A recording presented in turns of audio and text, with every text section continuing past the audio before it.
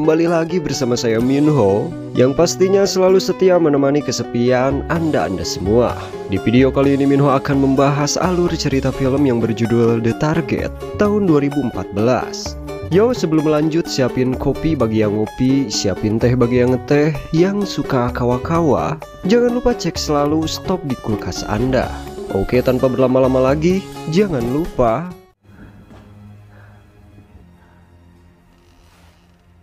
di awal film diperlihatkan seorang pria bernama Baek Hyo-hon yang terlihat dikejar-kejar oleh dua orang misterius sepulangnya dari salah satu gedung yang baru saja ia datangi.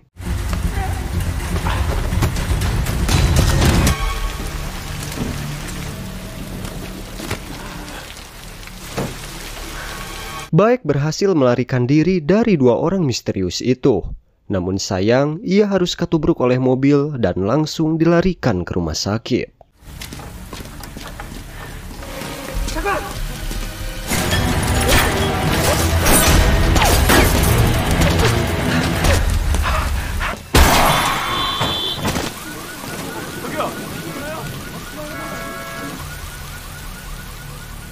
Baek pun dirawat oleh seorang dokter bernama Asep Lee, kita panggil saja Lee. Melihat luka tembak yang menancap di tubuh Baek, Dr. Lee memutuskan untuk melapor ke polisi. Selang beberapa menit ditinggalkan oleh Dr. Lee, lagi-lagi Baek hampir saja mati oleh orang misterius yang memutuskan kabel infusannya.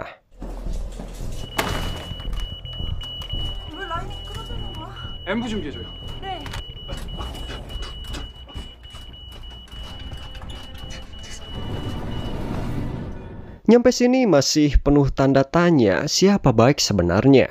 Sepulang bertugas dari rumah sakit, Dr. Lee disambut oleh istrinya yang bernama Hiju. Mereka berdua sedang bungah karena tinggal beberapa bulan lagi mereka akan kedatangan sang buah hati. Keesokan harinya ketika Dr. Lee selesai ganti baju di lantai atas, tiba-tiba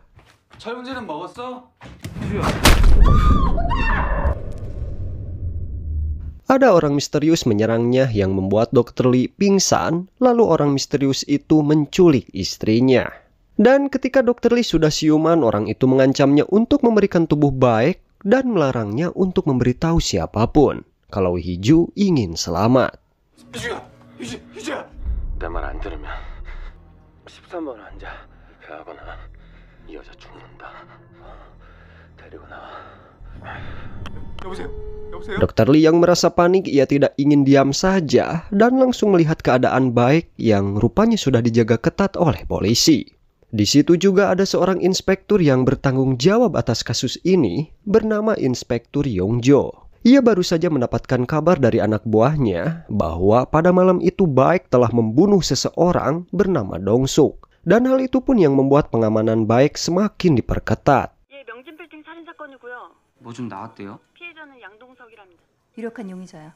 왼쪽으로 합류해. 네, 알겠습니다. Oleh karena itu Dr. Lee harus memutar otak untuk mengelabui anak buah Inspektur Yongjo supaya berhasil membawa kabur Baek. Ia pun membuat skenario bahwa si Baek dalam keadaan darurat dan harus segera dibawa ke ruang City. 일시적인 쇼크 같아요. Sementara itu ketika Yongjo bersama salah satu anak buahnya yang bernama Sojin baru saja menyadari ada yang tidak beres dengan hal ini. 경찰입니다. 저기요. 저기 엘리베이터 좀 열어주세요.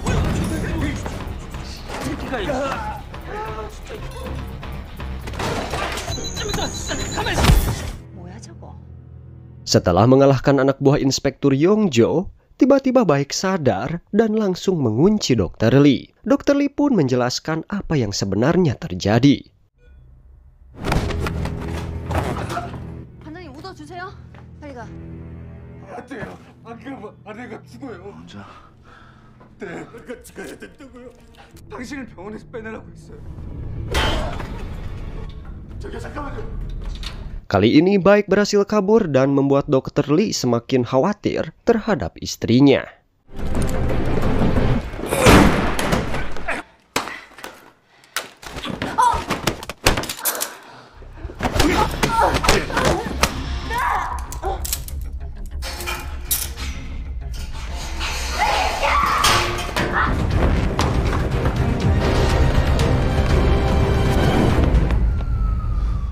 Atas kegagalannya menjaga Baek, Inspektur Yongjo diberhentikan dalam kasus ini, dan polisi telah melimpahkannya kepada tim penyidik umum yang diketuai oleh orang bernama Song Gi-chol. Inspektur Yongjo yang tidak terima timnya ditarik dalam kasus ini, ia bersama anak buahnya yaitu Sojin memiliki ide untuk menyelesaikannya dengan tangan sendiri. Lantas ia pun pergi ke TKP kasus pembunuhan yang menimpa seseorang bernama Dong Sok yang diyakini dibunuh oleh Baek. Dan setelah itu Yongjo mendapatkan fakta baru dari anak buahnya bahwa Baek merupakan pensiunan pasukan khusus setelah 10 tahun yang lalu dia menjadi pembunuh bayaran di Asia Tenggara dan baru kembali ke Korea 3 bulan terakhir. Nah, ternyata si Baek ini mantan pembunuh bayaran, guys. Di sisi lain, sepulangnya dari kejaran polisi, Baek mencoba untuk mengobati dirinya sendiri dengan obat saya-aya. Di dalam kesakitannya itu, Baek seperti terbayang-bayang ketika ia melihat jasad Dong Sok yang sudah tidak bernyawa di kursi. Hal itu pun yang membuka bukti baru bahwa orang yang membunuh Dong Sok bukanlah Baek. Sementara itu, Dr. Lee kembali lagi mendapatkan telepon dari orang yang menculik istrinya yang diketahui bernama Sung Hon. Sung Hon mengancam Dr. Lee untuk segera membawa Baek kepadanya. Karena khawatir terjadi apa-apa dengan istrinya, mau tidak mau Dr. Lee berbohong bahwa Baek berada dengannya. Setelah mendengar kabar itu, Sung Hon memintanya untuk ketemuan di sebuah mall. Tanpa ia sadari ternyata 2 orang misterius yang hampir membunuh Baek pada awal scene tadi melacak keberadaan HP Sung Hon yang hendak bertemu dengan Dr. Lee. Sama halnya dengan Baek yang mengetahui rencana kedua orang itu selepas datang ke rumahnya.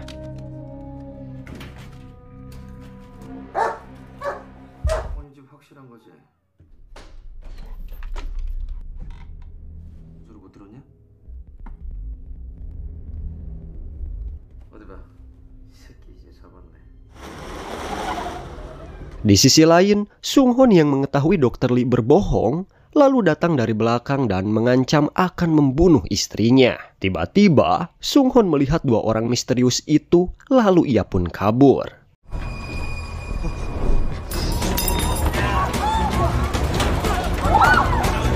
Dengan dikejar 2 orang misterius itu, dan Dr. Lee pun berhasil menangkap Sung Hon. Sung Hon yang terpojok memilih melompat lalu kabur.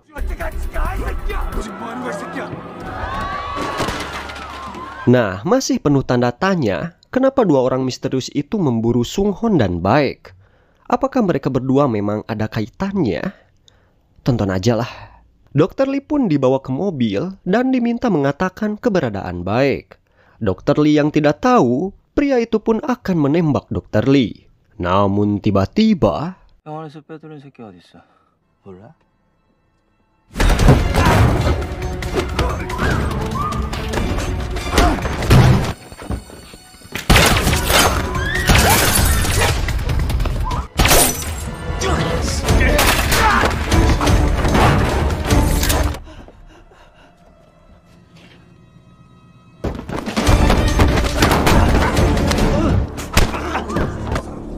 setelah gagal menemui Baek, di sini kita menemui fakta baru bahwa sebenarnya Sung Hon merupakan teman dekat Baek yang sudah ia anggap sebagai kakak kandungnya sendiri.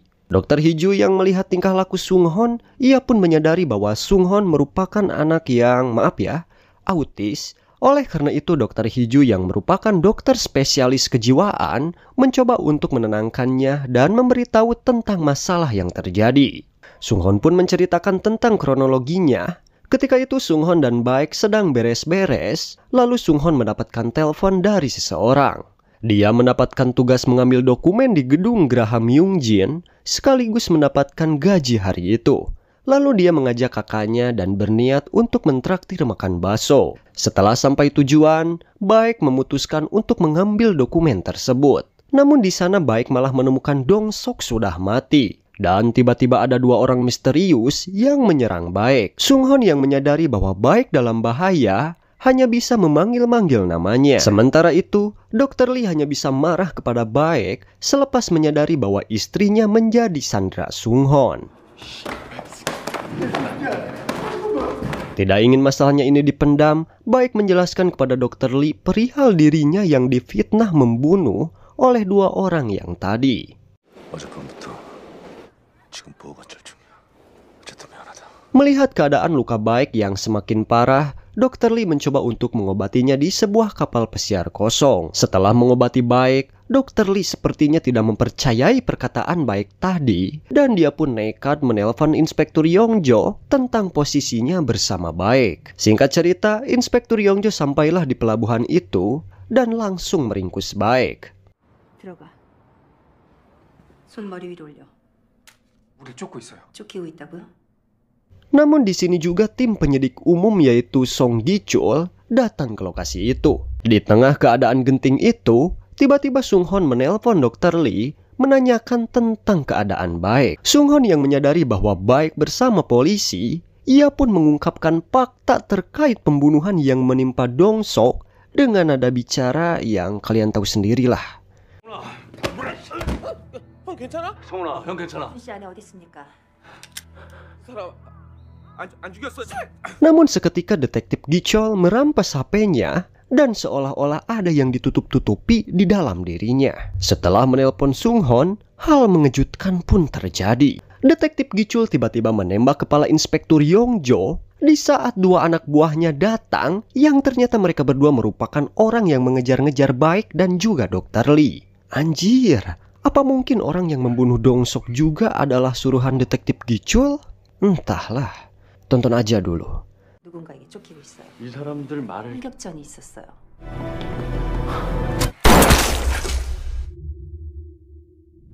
Setelah itu Gi-chul menyusun rekayasa TKP dengan menyuruh salah satu anak buahnya untuk berpura-pura tertembak tentang kematian Inspektur Yongjo. Setelah membunuh Yongjo, Gi-chul menyerahkan Dr. Lee dan Baek kepada kedua anak buahnya ini untuk merekayasa tentang pembunuhan ini. Baek yang merupakan aktor utama di film ini pastinya tidak bakal mati. Ia langsung mematahkan serangan dari kedua anak buah Gi-chul.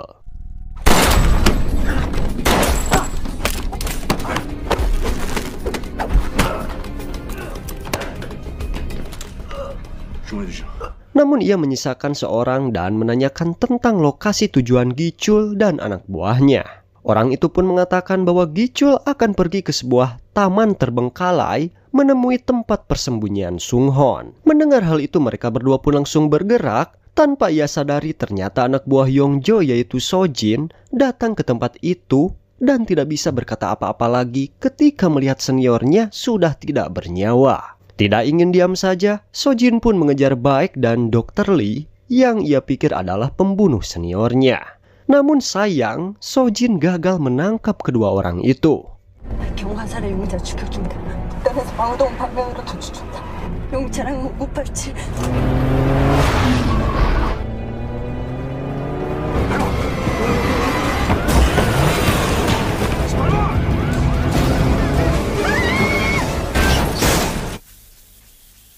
Sesampainya di taman, tempat persembunyian Sung Hon, namun mereka berdua harus menerima kenyataan pahit karena beberapa menit yang lalu, Gi-chul telah membawa istri Dr. Lee dan menghajar habis si Sung Hon. Baek yang melihat adiknya sudah tidak walakaya hanya bisa menangis.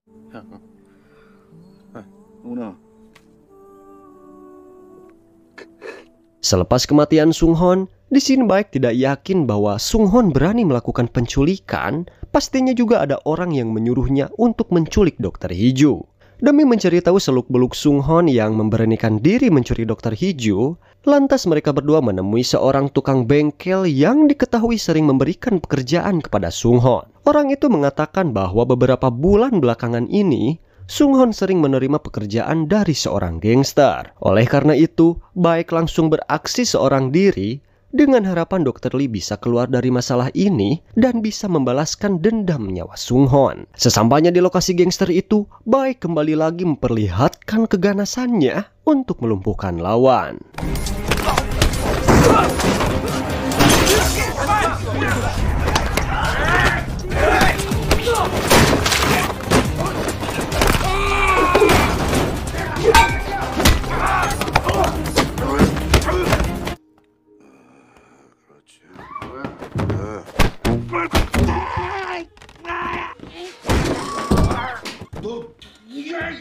Setelah barengap, gangster itu pun mengungkapkan bahwa orang yang menyuruh Sung Hon menculik Dr. Hiju adalah detektif Gichol. Ia sengaja menyuruh Sung Hon menculik Dokter Hijo dan menggunakan modus penculikan demi menyelamatkan posisinya. Dan alasan Gichol menggunakan Sung Hon sebagai kambing hitam karena ia merupakan anak yatim piatu.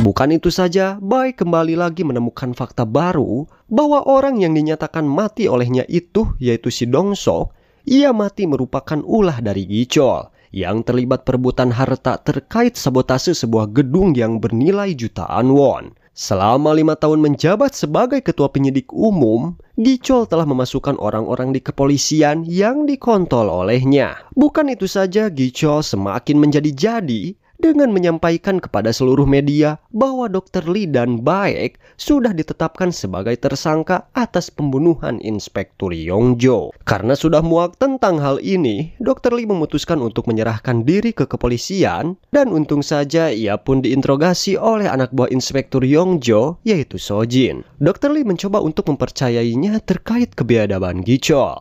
Namun Sojin tidak langsung percaya atas kata-kata Dr. Lee. Supaya membuktikannya secara langsung, Dr. Lee menyuruh Sojin untuk mendengarkan percakapan yang terjadi di kapal pesiar pada waktu itu yang terekam di penyadap suara milik Inspektur Yongjo. Namun percakapan itu harus berakhir karena tiba-tiba Gichol datang dan langsung mengusir Sojin. Namun untung saja Sojin menyempatkan diri untuk menaruh kunci borgol yang terletak di bawah meja.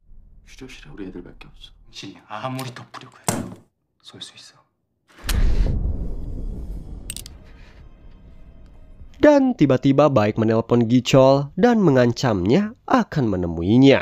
Walaupun demikian, Dr. Lee tidak bisa apa-apa di dalam ruangan itu. Sementara itu, Sojin berhasil menemukan alat penyadap Inspektur Yongjo, dan betapa kagetnya, ia mendengar percakapan yang terjadi di kapal pesiar pada waktu itu. Merasa hal ini harus segera dibereskan, Sojin memutuskan untuk tinggal di kantor dan membiarkan orang-orang mengejar persembunyian Baek.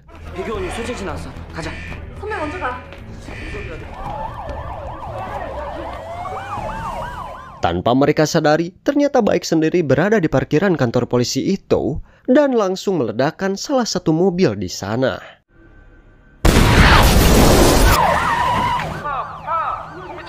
Sementara itu di dalam kantor hanya ada Gichol dan 2 orang anak buahnya yang hendak membunuh Dr. Lee dan juga Hijo. Namun nasib Dr. Lee selamat dan berhasil keluar dari ruangan interogasi. Tetapi ia tidak bisa keluar kantor karena seluruh pintu sudah terkunci. Dan ketika Dr. Lee sudah terpojok, tiba-tiba Baek menabrakkan mobil ke dalam kantor. Anjir, brutal.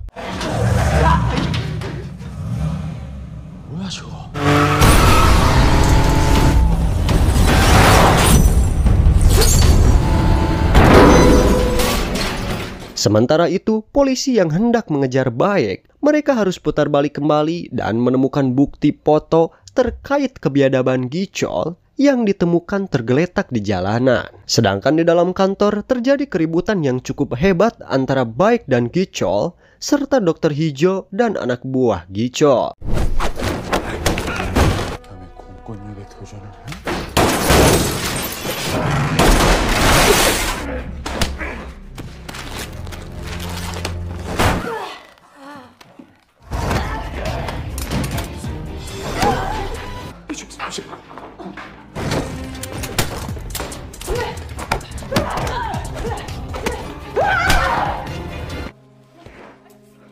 Pada akhirnya Baek berhasil mengalahkan Gichol selepas pertarungan yang begitu sengit.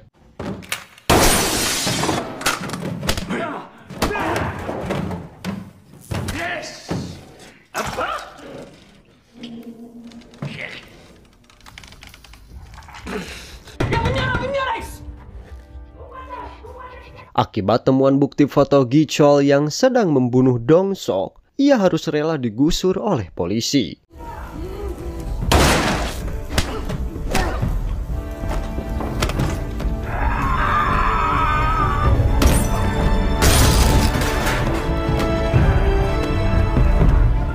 Meskipun Baek tidak terbukti membunuh Dong Sok, namun tetap saja ia dibawa oleh polisi. Walaupun demikian, Dr. Lee dan juga Dr. Hiju hanya merasa bangga melihat Baek yang berhasil membuktikan keadilan.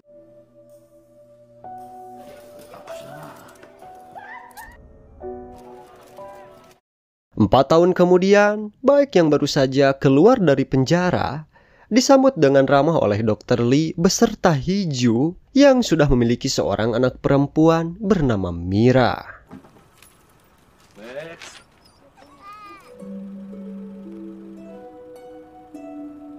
Dan akhirnya film pun tamat. Oke, gimana tuh ceritanya? Seru kan? Mungkin itu saja yang dapat Minho sampaikan. Buat yang baru gabung, jangan lupa subscribe, like, dan komen agar Minho lebih semangat membuat video-video seru lainnya.